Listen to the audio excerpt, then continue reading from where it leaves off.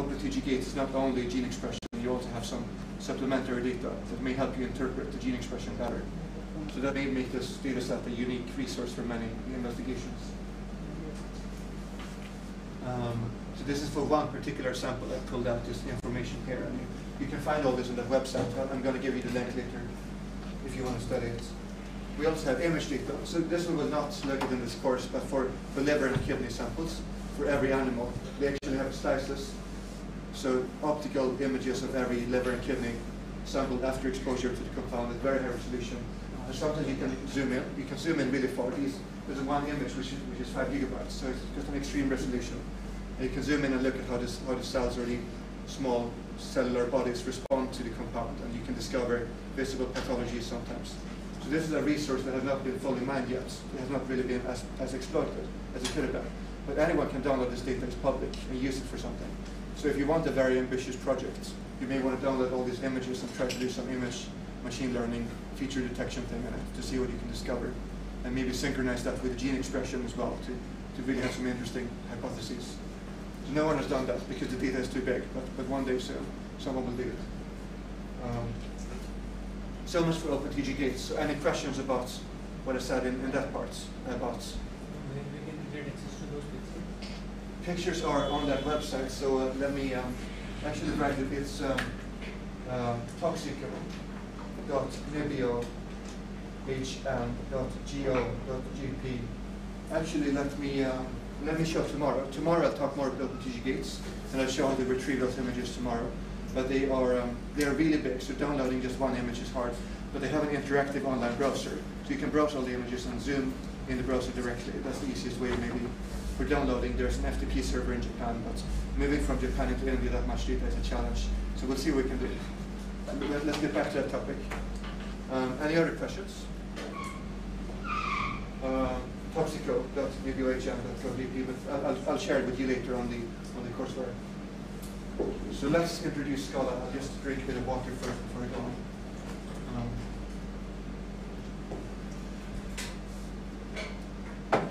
So the fundamentals of Scala is a hybrid functional and object-oriented language for GVM.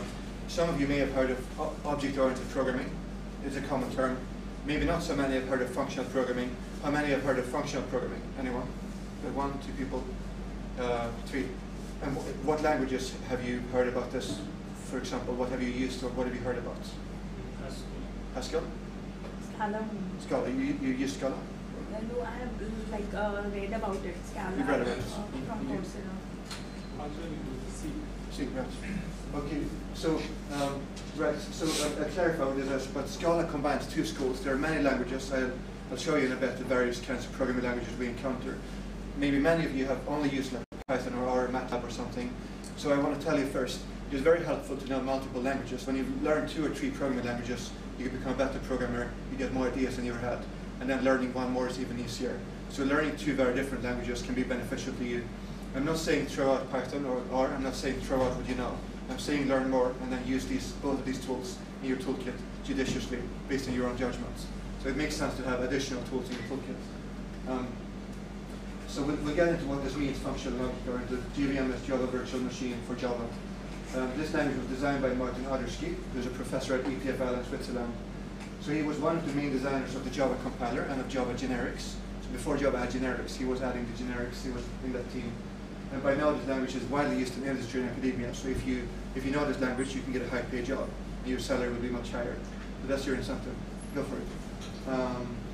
And the reason is, of course, what I said before, that the industry can just work with much more data with this language, and they don't have to pay so much for their machines because they can do more with less machines. If you're coming from Python, what's going to be your experience? If you're coming from Python, Python does not have strong typing. Python has dynamic typing. So in Python, you can change a string to an integer at runtime, and then back to an integer, and then maybe it becomes a float. And you're kind of happy, and you don't really worry, and you feel good about it. In Scala, we don't feel good about this. So in Scala, everything has one type. The type is fixed at compile time, and it cannot change. This is called static typing. You don't always have to write what they are, because Scala can guess very intelligently what you mean, but it cannot change once it's been fixed. So once an integer is an integer, it's always an integer, and that's where a lot of the power is going to come from. So you need to think in types a lot more than in Python or in R. You need to design your program in terms of algorithms and also in terms of types. what types am I going to create? And when you create your types, you create your domain language, your domain algebra, and then you build up a way of reasoning about a given domain, like genomics or like transactions or like buildings or whatever you're modeling.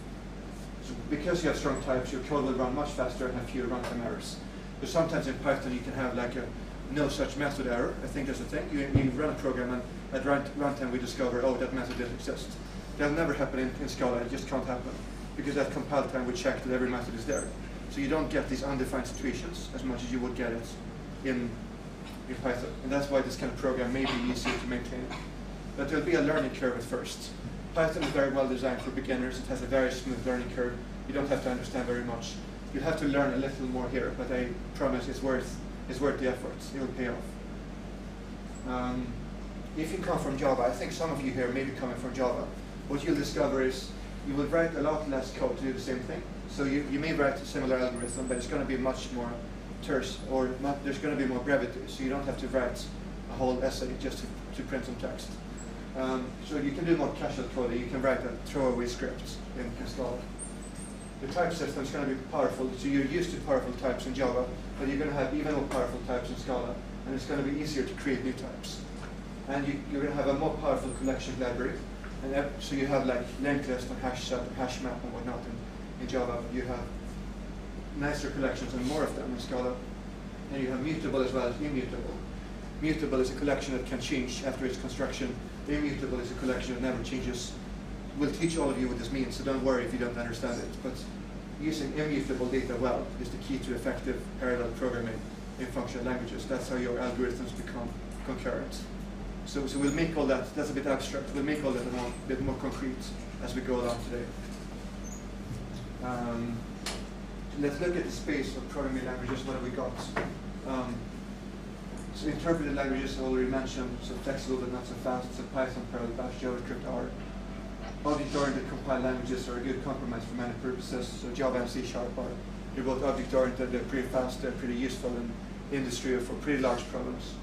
Functional languages were traditionally academic, let's say until the 2000s or so. They maybe had mostly an academic following, but in recent decades they're more used by industry and more used by all kinds of people because people have more multi-core parallelism and concurrence needs. So you see Haskell, Lisp, Scheme, Clojure, OCaml, Scala, F# coming out. The Scala and F# are very similar. F# is on .NET, what Scala is on JVM, and they combine these ideas from object-oriented and functional programming. That's kind of for those of you who know a bit about these languages, this is the space we're in now. We are in this position here. If we draw a chart like this, so now here again, I want to emphasize, so Python and R are really good languages. They're really easy to use and very well designed, and they do the job. But they're not that fast, so they're on the slow end of the spectrum. C and C++ can be on the fast end of the spectrum. So often what you get is this kind of trade-off where if you're slow, you can be quite flexible. You can change your program easily. You can experiment, you can play around. If you're fast, you're inflexible. So then you can't change your program very easily. You have a monolithic black box of code. What am I going to do with this? So you want to be here. How do I get to be fast and flexible? Can someone tell me what's the solution? Please give me a language that's both fast and flexible. Oh, where is it? And actually, as you correctly guessed, how can it be? It's Scala. So you can be both flexible and fast, actually. And I think this is backed up by experience, but you can see for yourself this is true. It's not as fast as C, and it's not as flexible maybe as Python, but it gives you a really good compromise here, especially when your program becomes larger and you have to maintain a huge code base. This is going to be more flexible even than Python, I think. So the idea is to move between production stage and experimental stage from your laboratory bench into like running big workload back to laboratory bench, running big workload. So to simplify this transition, you don't have to move from here to here and maintain two different programs. You should maintain one code base and do everything in one code base. That's one of the benefits we're trying to go for. Here's how you write hello world. Here's how things become concrete. So if you've done Java, you do your public static void main.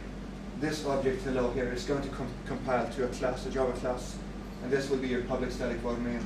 So can people at the back, can you read this size? Is it too small? You can read? Okay. So you have a main method. The program begins running in the main method. It takes some arguments. This should be familiar.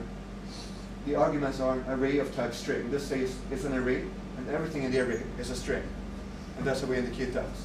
This is called a type parameter to the array. So array of strings is a type. And we just ignore the parameters here. We don't do anything with them. We just print hello world. And this is a complete program. This is all you need. And we tend to write programs inside what is called an object. So an object is a singleton, if you know that word. So there's only one of them in existence. So there's only ever one hello. You can't create a new hello. There's only one. So you don't need to have a new instance of it. It's different from a class. So you have classes and objects. An object doesn't mean an instance of a class. Object can mean this kind of singleton object. And you have other things like case classes and traits. But maybe just remember for now that every program starts inside an object. And you tell Scala, I want to run the object called hello, and it runs this. And it's going to start from the main function. That's where it begins. And you also see here in this method signature, we define a method by typing def. And then first is the name of the argument. It's called args. That can be any name. I can call it rather, or violent. And then it's a colon, and then the type. So the type comes after the. It's not like in Java where you say array string, and then there's the string. You do string square bracket in Java, but the type comes after the name. This is called a type annotation. So that's maybe one thing that you might get confused about. And as in Java, variable names start with small letter, and type names begin with capital letter. That's the convention. So far so good. So what is a type? Let me zoom in a little here. So in Scala, so this is how you can declare values. You can do val, or you can do var, or you can do def. A val is a constant, is a final value that never changes, and you want to use vals as much as possible. You don't want to be using variables if you can avoid it. So get into the habit of writing constants. In Java, you have to write final int or final string, but Scala makes it very easy to do a constant. You just write val, and then a name, and you don't have to write the type. So val s equals 3, that's enough, that's a complete line. And no need for a semicolon, you don't need a semicolon. That's that. You can say the type explicitly if you want. So say val y colon should be an int equals 4. Okay, that compiles, it's fine. Val z colon string equals 5. That's not going to compile, it's not going to work for me because you cannot force 5 to be a string. 5 is already an integer. There is a way to convert it into a string, of course, but you have to tell Scala, I want to convert my integers into strings. So you have to really be explicit about what types do I want and when I want them. So here's a var. A var is a variable. So that can be changed, unlike vals. You can say 1, and that's fine. And then you can, for the same var, you can say 2. So it's going to take different values over time, like you used the first 1 and then 2. And then it's not going to work to give it a string because it has to be an integer. So once it has been an integer, always integer. Once a string, always a string. So for some algorithms, you have to use vars to be efficient. That's kind of inevitable. But I recommend you to use vals as much as possible. Just to getting into that style will help you with splitting up your algorithms later for the cloud, for concurrency. So that's, we'll get to that. Is there any benefit of explicitly defining it? Is there a benefit of explicitly saying the type? Very good question. Scala has pretty sophisticated type inference, so it can guess in a very smart way what kind of type does he mean. And usually it's right, but sometimes it's wrong. So it's going to be, for example, just let me show you. Actually, there is, I'm going to do, just if I can exit this. I don't know why. Yeah, try it. Same thing, it's confused by it.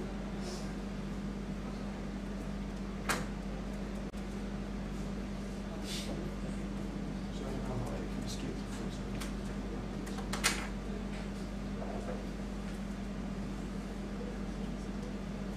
Why is it blocked? I don't know.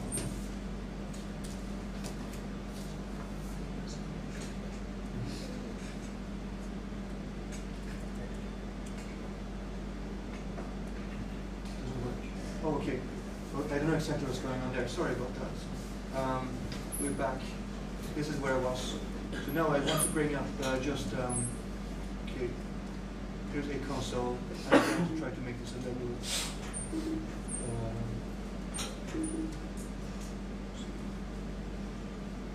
Yeah. Oh, excuse me, I'm on a Swedish keyboard. That doesn't work. Okay, so now I'm making this pretty big. So can everybody read on the screen what I'm typing here? Let's see. just to give you some idea of that. So here's val x equals 2, and it's going to be an n. So this is how you can use the interactive REPL that people can see. Or we should make it. Anyway, so in answer to that question, you can do something like if 2 is less than 3, then, which is true of course, then yes, else 1. So this is an expression as well. So that doesn't really make any sense, but you can type that. And then Scala says the type of this expression has been inferred to be type any. Why is it any? It's because it's trying to combine 1 and string. So it's trying to combine integer and string. So the guessing doesn't really work here. So for example, if I do this, right, if 2 less than 3, 2 else 1, this is an integer, because it's branching into either this or this, and then it's trying to solve some constraints, trying to do an intersection of what are all the possible types, and get the most specific type it can find. In this case, it's integer, but string and integer don't really combine very well. They have no relation to each other. So that's why you get any. On the other hand, if you do this, then you get a double, because double is the common type of double and integer. So it's pretty smart, but sometimes you have to force it to be something. So if I do something like val x, call it integer, equals, this will not work, because we're expecting an integer, but it found a double 2.0. So it's going to force me to be the one I want. Sometimes you have to do this in order to express your intention, because the guess is too specific or too strange or something. So now we have that. So we'll get back to that, but that's a good question. Any other question about this concept? It creates temporary variable to store data automatically. Temporary variable. I mean, that will be this way here. That's like temporary. in the program you were typing, Yeah. it was using rest, one rest store. Yeah, you can create a name. Yeah. So we'll do that later. You can say var my variable equals something. You can create a name. Yeah. But it automatically makes up these names like res1, res2, res3, because I didn't say what I want to call it. But you can create a name as well to store data. So just like you expect. So we'll get to that.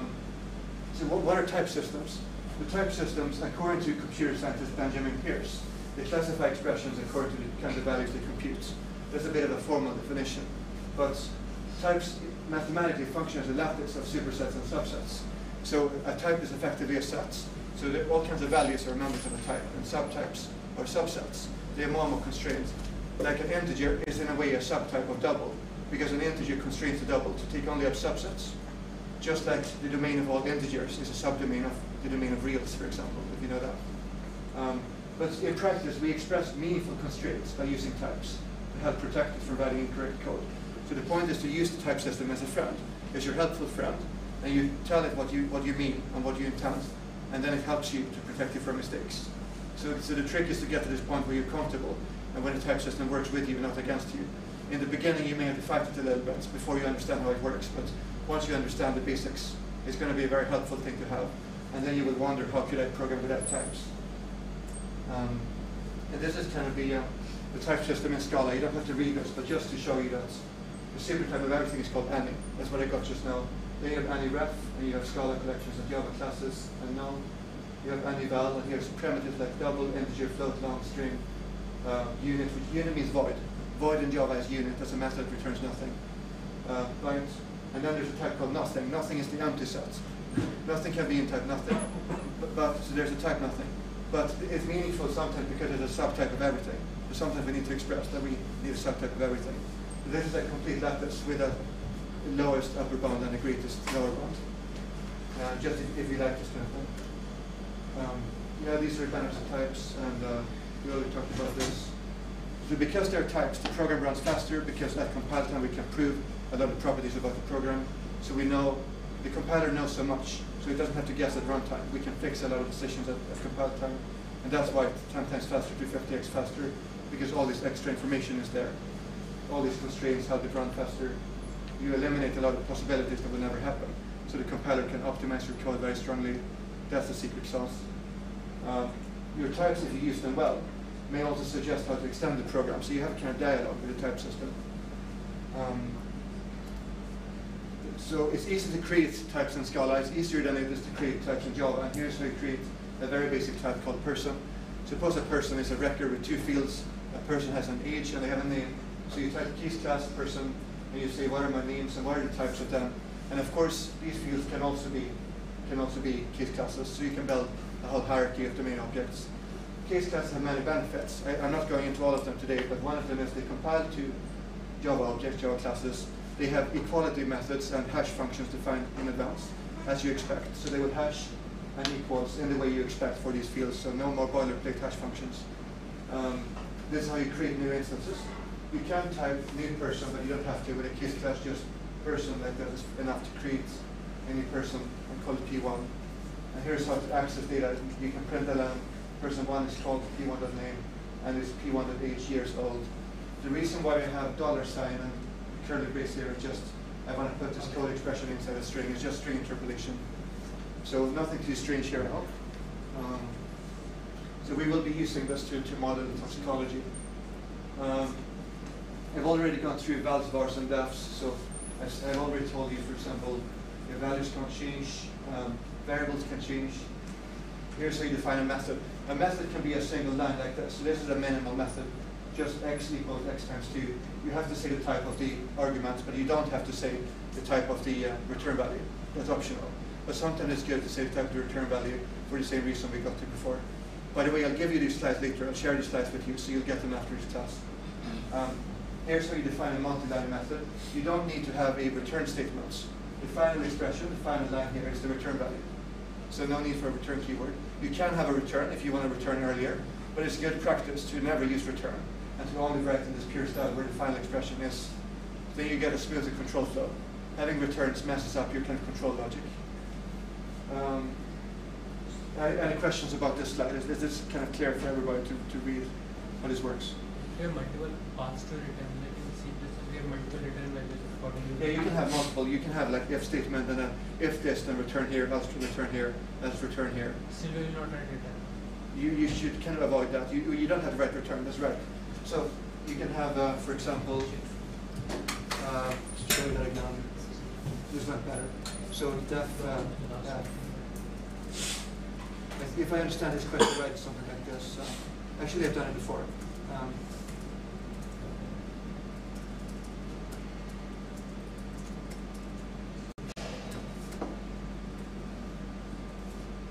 So that's kind of adequate. You don't need a return here, right? In fact, you don't even need, a lot of this you don't need. We can make a much more complex function. So say def x equals if x equals 2, 3 as 2. So it's kind of, you can start with these ultra compact definitions if you want, and then you can expand it to this more readable, possibly more readable definition. So actually, if statements in Scala, this is a big thing. Everything's an expression, right? Everything evaluates to something. An if thing in Java is an if statement. If statements cannot have a value. An if statement cannot be assigned to an integer in Java, if you follow me. But if statements in Scala have a value. So this whole thing is one if statement, and the if statement is returned. So just like here, the if statement takes a value which is an integer. And the type of that value depends on the intersection of the types of all the branches. There are 2 branches.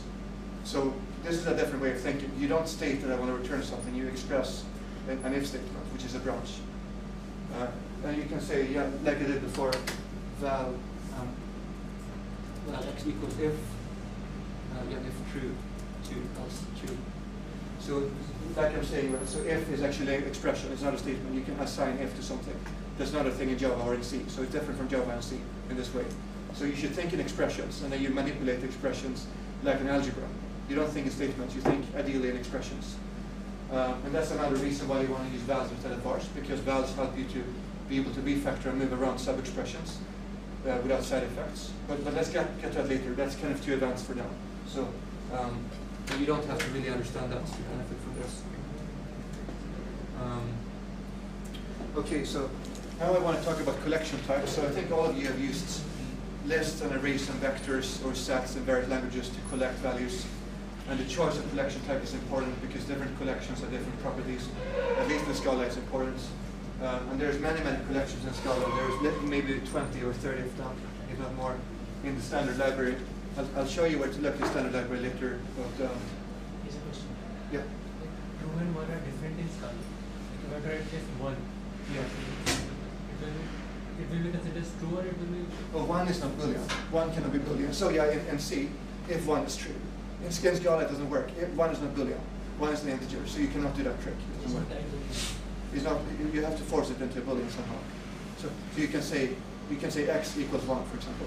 That will be one way to do the trick. So please just raise your hand by the way, any question. And some water as well.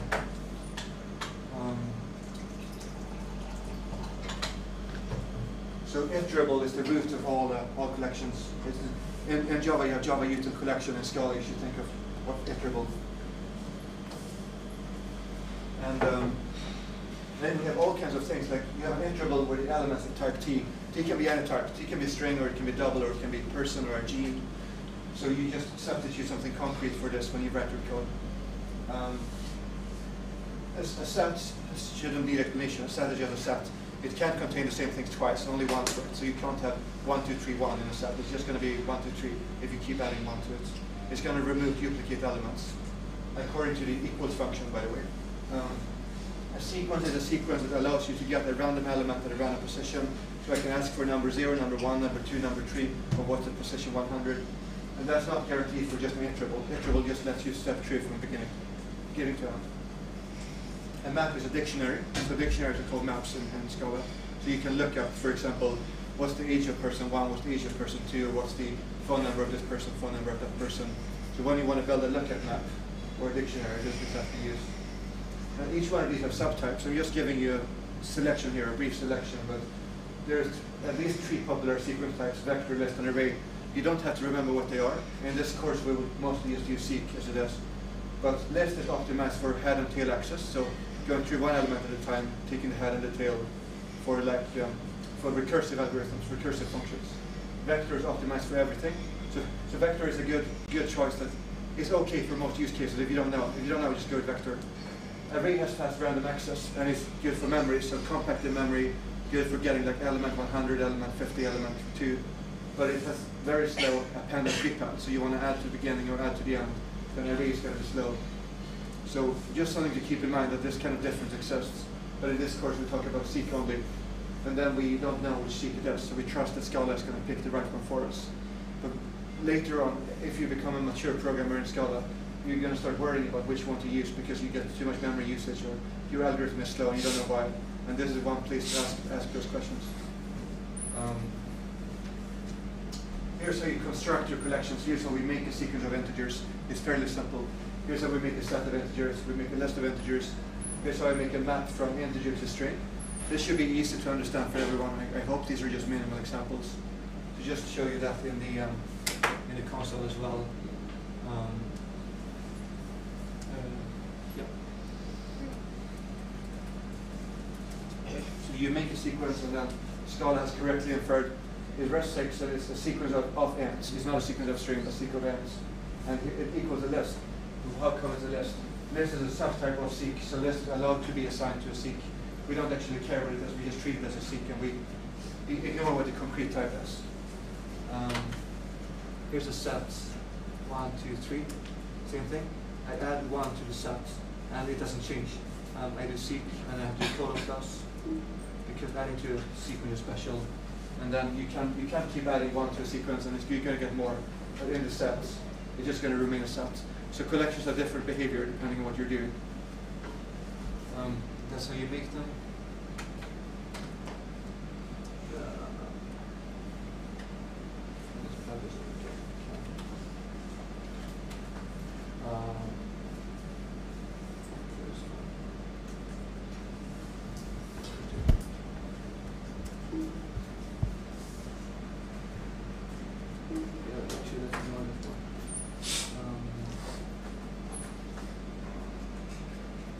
Okay, so what is functional programming? So now this is functional programming 101 for beginners. So even if you've never heard of functional programming before, we will teach you what it is and why it's cool and why you should use it. So people understand, I hope, a mapping. So a mapping, for example, from integers to reals. So the square root of integer x, that will be a mapping from integers to reals, I think. So here's a map function. We apply a map on a sequence. So can anybody guess what is this function going to return? What's going to be the result? So anyone want to take a guess? Raise your hand if you want to guess. I'm hearing different things.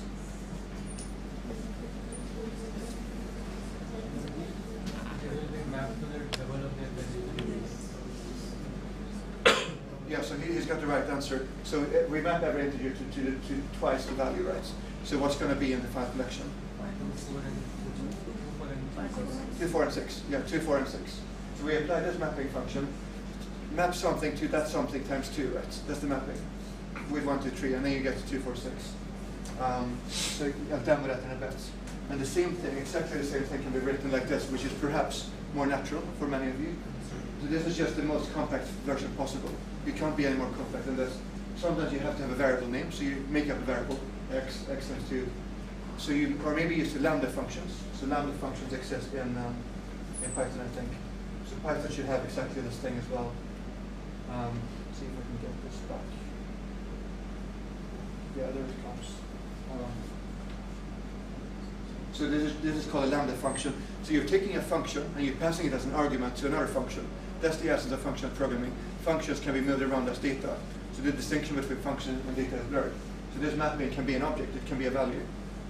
And a third version as well. So if we first define a function, def double, like before, and we define it as a function on integers, and then we pass that into map, that works too. So you can pass a main function into map. So you should be able to appreciate this is very compact syntax. It's not so much to write. And you have a very compact beginning maybe, and then you graduate and you make it more expressive as you go along and you formalize your program. You can begin from baby steps, and then you can be more explicit to help understand your code as it gets bigger. These are 3 different ways of writing the same thing. 3 different coding styles. They mean the same thing. I'll give you these slides later on, so you don't have to take notes if you don't want to. And like in this in this 3 statement, which one will be the fastest? It's exactly the same. There will be no particular difference. Well, maybe one difference possibly, which is I think this one here is going to be a polymorphic method, if you understand that. So this one may be potentially a tiny bit slower, but I would say don't worry about that until you profile your code and you know there's the bottleneck. So the first 2 statements are approximately running at the same time. These are probably not going to be polymorphic. So at runtime it's not going to dispatch polymorphically. So, but basically don't worry about it. Is the short answer. Don't worry about this. But if you find it being slow, then if your program is slow, then you should run a profiler to profile where is the slow hotspot in my code, and then you find what it is. And 99% of the time, I guarantee you, it's not going to be here. It's not going to be this kind of thing. So optimize only where you have to optimize. When you know where your bottleneck is, don't optimize things that you haven't tested. If you don't think this is slow, then don't worry about optimization. Just write what is easy to read. Write the most readable code, and then optimize after you're confident. That's generally good advice. So many of you have probably done basic Unix, so you've done something like a cat command, pipe to graph, pipe to sort, pipe to Unix, this kind of thing. So a similar kind of notion can be applied to collection operations in Scala. So here I want to introduce filter and map in the stream, and I've done a few different mini pipelines here in the code. So what's going on? So can someone tell me? Can you guess what's going to happen? What will be the result of this line here, second line? So as I think you're saying, 6, 7, 8 can be preserved. This is also a mini function we're passing in, it's a tiny function. Same here, same meaning, exactly the same. Move that pointer out of the way. Okay, here it's going to be, as we saw before, double, so 2, 4, 6, 8, 10, you got it. But what's going to happen here? Can you guess the result of this? You don't have to tell me exactly what's in it, but tell me, maybe describe to me what's the intention behind this line of code. What's it going to do? Okay, just one person. So you, what's your answer? 6, 7, and 8 will be mapped to double of their value. Yeah. So as you said, first we select 6, 7, 8, then we double only that, and then we filter what's left in the result. So it's just like a pipeline in that sense. So what happens is these collections should be immutable. We focus on immutable collections. So actually each one of these will create a new collection. It will not change the old collection. So excess is going to remain the same. It will never change. You can make a change if you want, but we don't do that in this course. So this selection will be a new copy with different elements. And this will be a new copy with different elements. And this will be a new copy. So new copy 1, new copy 2, new copy 3, and that's the result. So every operation creates a new collection, and they will have the same type. So when you map, if you map a sequence, it remains a sequence. If you map a set, it remains a set.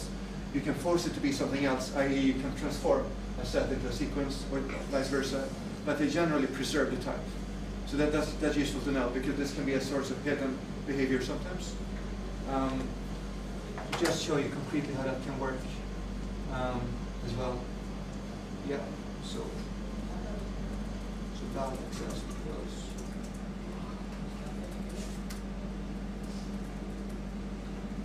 Yeah, here's the filter, and here's access, and here's rest time. So I've got now two different objects, right? And the original did not change.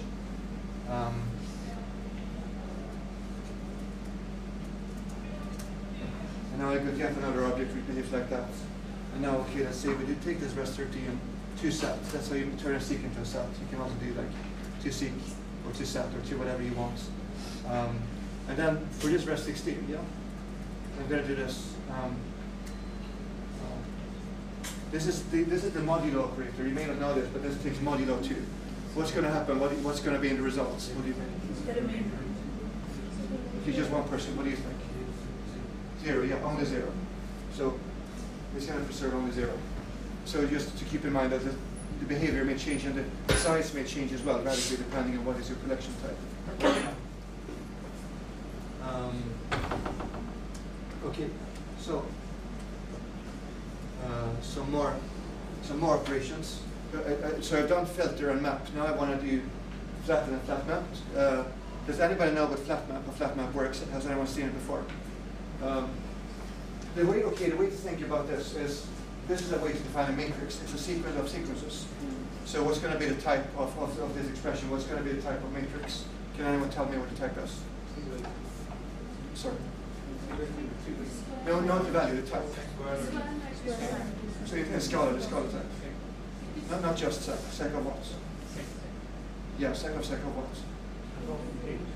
So the type of this expression, and I'm just going to write it on the board, is going to be, yeah, exactly, that's correct. Seek, bracket end is going to be the type. So it's going to be like that. So the type corresponds to the structure of the expression. When we did flatten, you flatten a matrix into a sequence. So one way of thinking about that is you remove one dimension. You might have 3 dimensions, like a cube, and turn it into a matrix, or you might have 100 dimensions for some reason, and you turn it into 99 dimensions. It removes one dimension. And the behavior of that is going to change depending on, like seek and set, of course, will behave differently. But just keep this in mind, that's what flatten means. Flatten removes the dimension and constructs a new object looking like this. What about this? So 1, 2, 3 map, x to seek, x times 2, and flatten. Any ideas what this is going to do? So we take 1, 2, 3, I'm going to answer myself. And then we construct first element is 1 and 2. And then it's going to be 2 and 4, and then it's going to be 3 and 6. So it's a 2 by 3 matrix, 1 and 2, 2 and 4, 3 and 6. And then we flatten that, so we should get 1, 2, 2, 4, 3, 6, I think. This pattern map and then something and then flatten is very common. We see this a lot in functional programming. So there is an alias for it, a short name for it, and the short name is flatMap. FlatMap does exactly the same as first map and then flatten. So these 2 lines here are equivalent to do exactly the same thing. First map and then flatten. So map something that creates one more dimension and then remove the extra dimension. So you don't. This is handy because this expression will not change the number of dimensions. But with map, in this case here, map can potentially add dimensions. It doesn't have to, but it can. Right? Map can add 0 more dimensions. So here you first add and then you remove. So it's more convenient to do it in one step. So we'll get to this again later. But can you show it in console? Yeah, let me show you. Maybe that's a little abstract. So okay, here's by the way how you can construct a lot of integers. Just type 1 to 100 gives you a lot of integers. Okay, x goes to seek x times 2, like that. And then just take 5, so the first 5 elements. So now you've got here 1, 2, 2, 4, 3, 6, 4, 8, 5, 10. So all clear? That's the first step, that's the map, approximately. And then when I flatten this, so flatten, and it gives you kind of, yeah, as you expect, 1, 2, 2, 4, 3, 6, 4, 8. So we remove one dimension. The order may not be guaranteed, yeah, depending on what you flatten. So for sequences, the order is guaranteed. But if you map a set or you map an iterable, the order in here could be a little random. And the type of the generated collection, the type of the results, is going to match the outermost type here. So if we have seek secant, it's going to be a seek you get. If you have sat secant, you're going to get a sat. So the outermost type is preserved, and the innermost type disappears. And the behavior depends on both the inner and the outer type. So it's a kind of interesting operation that does a lot of funky stuff, but when you get used to it, this will be second nature. You'll be very comfortable in that time. Is that clear? Is this confusing so on? All clear, I think, if I'm reading the room. Can you flatten by elements? What does that mean? By column. Okay, so he wants to flatten a matrix by column. So what I would do then is maybe a transpose operation first. So first, and there's no belted transpose, but first define a transpose. Exercise for whoever's ambitious in here to define a transpose function. During this course, one day when you have free time, make it transpose. And then after you transpose, you flatten. Then you will get flattened by column. But this one is just going to go through, the order of this collection. So, okay, first element, second element, third element, fourth element, fifth element. So if you make it transpose, you would have to recombine these 5 inner elements into different lists, 2 lists of length 5 instead of 5 lists of length 2, and then you get the behavior you deserve. So it's not quite like MATLAB, okay? So if you make a comparison with MATLAB, maybe MATLAB has lots of matrix operations built in, and it's very convenient to do matrices. You have to kind of either get a third-party library, or you have to write your own matrix functions in Scala, but in the end your code is much faster. And if you go digging in GitHub or you go digging somewhere on the internet, I'm sure you'll find a great matrix library. So you can look for something if you want to do this and you don't want to write your own code.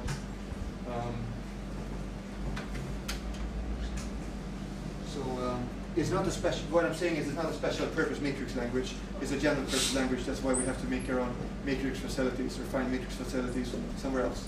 But it can definitely be done. And writing a transpose function should be like 2 or 3 lines of code. It's not long. It's very short if you know what to do. When we use the map function, it always is only the output side of the map. Yeah, the output is used, right? The result is We used. are not giving simultaneously input and output match together. I don't understand. When we are using the map function, we are directly getting the output in the order in which it was. I think I see. So map is going from this collection to an output collection, and you're saying can the mapping see the updated results? Like, it is not showing the input like which member is mapped to the output. So okay, so Like I was expecting that output should be 1. The statement should be 1, 1, 2. yeah, you're confused about the order. So what we have on so here, for example, what you're mapping on, this defines a traversal order. Every collection defines its own order, in which order you're going to traverse the collections. For sequences in the sequence order. So what you got here in the, okay, just this one here, right? Let's look at this. It's a sequence, and inside that element, what's in it? This is the first element. All of this is the first element. This row vector. This is the second element. This is the third element. So we're going to first ask this one, give me everything you've got, then give me everything you've got, then give me everything you've got. So after the It will only give the output. Map will only give the output result. So your question is about the order of the elements? Or These are the inputs. Map and inputs to 2, 4. Yeah, it only gives the outputs, yeah. Okay, right, sorry, I misunderstood your question. Yeah, you only get the outputs. But your input will not be destroyed. Your input is still there. So after you do a map or you do a flat map, the input is still there, it's unchanged, it has the same name, assuming you use the default collections, the immutable collections. And then you get a new copy. So flatten or map, always give you a new copy. The output only, but the input is not changed. The input is going to stick around until you remove it explicitly or it disappears from your scope. So I hope is that answering your question? Okay. Sorry, I was confused. I want to show you just one more thing. I've shown you filter and map and flat map. Just one more operation which is useful to know about, which is group by. We will need group by for today's exercise. I'm going a little over time. I hope you can bear with me. I'll try to get through the rest of my slides in 20 minutes. We started a little late, or maybe let's say 10 minutes. Maybe it's enough. We started late, so I'll go another 10 minutes. But tell me if you really need to stop. If you have these 3 persons, P1, P2, P3, and then you want to have a look at map, a look at dictionary to look them up by age. You have 2 people with the same age. Alice and Bob are both 54. Then you can first make the sequence of whatever you've got, your collection, and then group by, and then any function on person. In this case, it's age. Age is defined up here. So this groups them all by age, and then you can call this, age 54 people is going to be a collection of all the people who had age 54. We're showing you that in practice what the results are as well. Okay. Yes. Maybe I can copy and paste from application. That'd be cool. So just you can copy paste code into the REPL quite easily like this, and just copy it over. And then you're going to use by each. So now, yeah, that's a convenient trick. So if you edit code somewhere else, you can copy it into a console, and you can have it compile and run for you immediately. And by each gets this type map from M to iterable person. Remember, iterable is the most general collection type. We don't know what it is. It need not be a sequence. But it's probably not going to be a set. Most things that make iterable do not make sets. This is a bit heavy to read. There's a lot of stuff, but maybe you can see 54 maps to a list with 2 people in it, and 30 maps to a list with 1 person in it. If I do by age dot keys, I get all the keys. These are the pages. The values, I get all the values. And by age, this is how you get things from a map. So now you get all the people with age 54. So that's a convenient way to group things and look things up. You can speed up your algorithms quite a bit. Also, as you saw here, if I do by age dot and I press tab or press tab twice, I'm going to get this autocomplete. And if I'm interested in group by and I press tab here, it's going to show me the type signature of group by, which is saying, yeah, it takes a type parameter k and 1 function from A to k. A is whatever's in the collection, and here's the result type, which is from k to whatever. That's a bit heavy to read, so don't worry too much about this. Just maybe from this, the only thing you should read is it takes 1 function, and that's all it takes. And you can sometimes benefit from this autocomplete tabbing in the REPL to learn more about what's available, what can I do with my object. Similar on P1 is a person, right? P1 dot, and I press tab, and you get this autocomplete, and I got age, and I got name, and all these default things that case classes get for you. And don't worry about what they are, we'll get to some of them. But most of these are too advanced, and I don't even know what they are, though I can guess. But you will use maybe here age and name, and maybe some of the other ones like copy and toString or equal sometimes, useful sometimes. But this is one way to find out what's available in your objects. That's group by. There's a documentation website, but I'm just going to post this link on the classroom site later. But you can look up all the functions on this website. This is Scaladoc. So, for example, that's the documentation of filter, and we have the here's my Scala standard library. I'm just going to zoom in a little here. There's a lot of stuff, but so there's a list of all the classes in Scala. So there's a lot of classes. I've just typed here in the corner. I've typed iterable. I click on iterable, and this is like Javadoc, so it shows you the official documentation for iterable. Let's scroll down. So here I see, for example, here's filter. You can check. You can expand and see how to use filter. Make it a bit bigger. You scroll down and you find all the things that are available in every iterable. And here's map. And you can also have a flatMap. And here they provide a little example as well, so you can see. Here's an example how you may want to use flatMap in practice. This is a useful reference as well when you want to use something, but you're not sure what it means or how to use it. You may check this documentation. It's a little heavy to read. For example, we're not expected to know what a gentler once means. This is for a technical thing for advanced people. But just maybe get used to like skipping over that and read just A to B and triple B and read this documentation here. And don't worry if you see like strange abstract things and you don't know what they are. Over time you learn to kind of screen out the irrelevant things that don't matter for us. We don't need to know them to be productive. Okay, so I'm going to tell you a bit about today's exercise. That was all the Scala introduction. Any questions on the Scala that I introduced so far? Any comments or questions on that? Yeah, one question. Is Scala applicable for molecular dynamics programming? If I want to write a program on molecular dynamics, can I use molecular dynamics? Molecular dynamics? Yeah. Yes, definitely. But probably you should also look for libraries. So what I would recommend then is, so probably you don't want to write your algorithm from scratch, right? You don't want to write your dynamic simulation from zero. You want to use something pre-made, someone else has made. So in Java, there's a lot of pre-made libraries. So either look for a dynamics library in Scala, which maybe you find on GitHub. Maybe someone has made. I can't promise because it's not my area. Or maybe, for example, in Java, there's BioJava, and there may be a molecular dynamics library for Java. Then you take that, and you can use any Java library from Scala, and that's a way to get functionality that many people have already made, because Java has a really rich ecosystem. So between the Java libraries and the Scala libraries in the world, there's a lot of stuff that we can build on. You just need to know how to find it. So I don't know a specific one for you at the top of my head, but maybe I can check and I can try to get back to you about that. So the language is suitable, but we have to find the right library to build on when it's a complex domain like that. What is the difference between nothing and null and any and unit? The difference between what and unit? Nothing and null later. Oh, nothing, null and unit. That's also a great question. So nothing is literally the nothing type. It's an empty set. It can have no members. Unit corresponds to void in Java, right? A void method returns nothing. But actually, there is a void value in Scala. There's a unit value. Why is there a unit value? And it's a singleton value. There's only one of them. Here's a very technical discussion, so if you don't understand, please blank out. It's there for some technical reason, I don't know why. But so unit is a type that takes one value, nothing takes no values. And then there's a non-type. I think non takes one value, and it's used also for some technical special cases. Normal programmers don't use this. So we almost never use nothing, and we almost never use non. Oh, actually, non is different. What I said about non is wrong. So Scala has options. So I'll just show you something. Okay, I mean, this is a very technical discussion. So I'll start over in this. There is a null type and a nothing type, and there's a non-type, and there's a unit type. So unit corresponds to void. Nothing literally takes no values.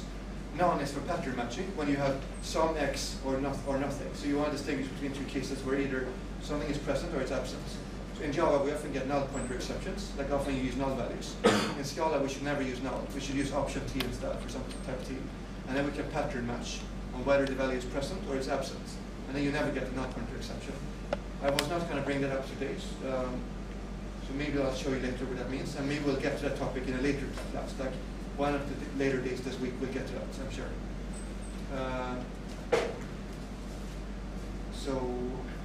Let me find you a reference as well. I'll send you a reference about this topic. So I hope that helps somewhat. And any other questions about Scala? Yeah. Actually, as you mentioned earlier, that Scala is 10 to 50 times faster than Python and other tools. So my question is, if suppose someone has written or created any pipeline using any scripting language, for example, Scala or Python. Yeah. Now, if they want to deploy it or they want to run on Spark cluster, yeah. What do you suggest? They have to rewrite it using Scala? Yeah, probably not. It's probably not a good idea. So that question has many answers, I think, depending on your situation. So one thing is, actually, we can use Python on Spark. So there is an alternative, like Py is a Spark. So Python is an official supported language of Spark, but you don't get as much performance. But maybe it's good enough. Maybe Python on Spark is better than Python on your desktop. So maybe you should do it, and maybe that's fine. If the algorithm is small, if the pipeline is not too big, maybe it's worth the effort to rewrite it in Scala, and maybe you make it better as you rewrite. Because good programmers often rewrite their code anyway, and then maybe you get a much faster result. But that depends on how big it is and how much time you can spend. Is it workflow specific? Means you have the CW and WDL workflow, right? So that Scala is specific to any type of workflow. Sorry, speak up, please. So I'm asking that the Scala is specific to any type of workload, CWL or... Oh no, it's not specific to any type of workload. So with Spark, there are certain kinds of workflows or workflow structures that are especially supported, right? So that's the macro structure of how the data flows through the program. But Scala is really general purpose. You can do anything with Scala. You can write a script, or you can write a multi-stage pipeline workflow for something. You can call other programs. You can call, let's say you can invoke a Python script if you want to take the outputs back into Scala, or you can have a, as I think people often have, a pipeline where some part is Python, some is Bash, some is maybe C, and then some is Scala. That's also fine. You just parse the outputs from some step. You do some Scala, you return the outputs. And then I would recommend to use Scala for those parts that are either they are performance sensitive, they have to be fast. But usually not every part of your pipeline is performance sensitive. You have some bottlenecks, so maybe rewrite that. Or just maybe try out some small part first to see how that goes, to see what's your experience. But don't rewrite everything at once. So there are many answers that can be suitable for your situation, I think, depending on what you want to do and what you can do and what you already have. So it's not obvious. But there are many, I would say don't rewrite everything, of course, that's not the goal here. The goal, I think in most cases you want to gradually introduce new technology instead of tearing up everything you've got. No, so my question is the logic behind the 10 to 50 times faster is always Sorry, speak up, please. my doubt is that you mentioned that Scala is faster than 10 to 50 times. Yeah. Is it always Okay, so the assumption there is that you take one program which is written in all Python, and then we rewrite this one program in Scala with the same algorithm, and then it will be 10 to 50 times faster. But if you just if you mix in a little bit of Scala with in a big pipeline, then you're mixing in just one step out of many steps. So it depends on that step and what it is, and was it previously the bottleneck in the pipeline, because you have some fast and some slow steps. So the first step there will be to understand which are my fast and which are my slow steps. And the maximum speed up depends on other factors as well. So that 10 to 50 number, it really was in the case of one program, just one algorithm by itself, and no other factors interfering. So it's a good question, it's an excellent question. And we are saying Scala is doing parallel processing, that is the reason it is faster. There are many reasons. So Scala makes parallel processing easier, for sure. So you can more easily have concurrent, multi-thread, or multi-CPU code with Scala. But it's not the only reason. The main reason is it's strongly typed and runs on JVM. So because we have types, we have compiled code. Compiled code is faster than interpreted code. So that will always be the case. For every compiled language, like C or Java or C#, what have you, they will always be much, much faster than Python. That will never change, because Python is so dynamic. Same with JavaScript. JavaScript will never be as fast as Java or C, because JavaScript is interpreted. So this is a fundamental thing that will not change. It's not Scala specific. But there's a bunch of benefits, and there's one benefit. Okay, I think I'll just go on and I'll introduce today's exercise. So we're going to have a tea break as well, I think. But first I'll tell you what is the exercise. Or how shall we do it? Shall we have tea break first, and then talk about this? Or shall okay, people want to have tea break?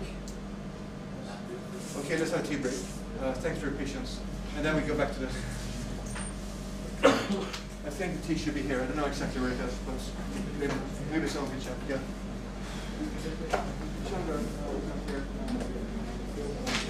It will be out. Where is it? Okay. Yes, so just go out here and go to the left, and then you find an open space, and then a tea should be in there, and the helpers will guide you if you have problems. These are the helpers.